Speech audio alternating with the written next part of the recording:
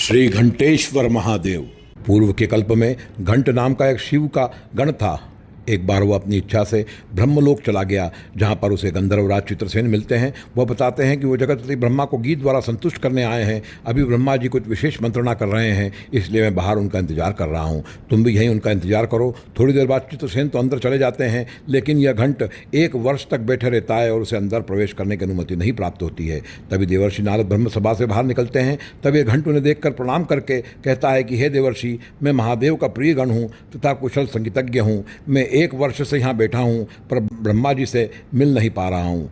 उसका वाक्य सुनकर नारद जी कहते हैं कि मैं अभी ब्रह्मा जी के कुछ कार्य से कहीं जा रहा हूँ, लौट कर जब आऊँगा तब उनसे मैं तुम्हारे बारे में बात करूँगा, तुम यहीं प्रतीक्षा करो। नारद जी उसे आश्वस्त करके शिव जी के पास जाते हैं और उन्हें पूरा वृतांत बताते हैं कि आपका एक प्रिय गण घंट नाम है, जिसका वह ब्रह्म सदन में पिछले 1 वर्ष से द्वार पर ही खड़ा है और उसे अंदर जाने की अनुमति नहीं प्राप्त हुई है। भगवान शिव यह सुनकर क्रोधित होकर उस गण को श्राप देकर कहते हैं कि हे घंट, जाओ और जाकर मृत्युलोक में गिरो। घंट तुरंत मृत्युलोक में गिरता है और वह अपने आप को बड़ा ही दुर्भाग्यशाली समझता है कि अपने स्वामी को छोड़कर दूसरे की सेवा करना यह अधर्म है और विलाप करने लग जाता है। तब नारद मुनि उसके पास आते हैं और उससे कहते हैं कि तुम क्रोध और विलाप ना करो, तुम शीघ्र महाकाल बन जाओ और वहाँ रेवंतेश्वर के पूर्व में एक उत्तम लिंग है, यह सर्व संपत्तिदायक है। पूर्व में भगवान शिव राक्षसों से दारुण युद्ध करते हुए घंटा बजा रहे थे, तब यह लिंग वहाँ पर प्रकट हो गया था।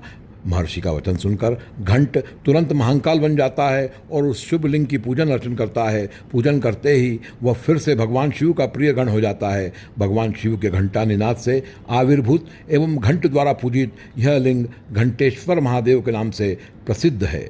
वर्तमान में यह लिंग कार्तिक चौक के पास स्थित है।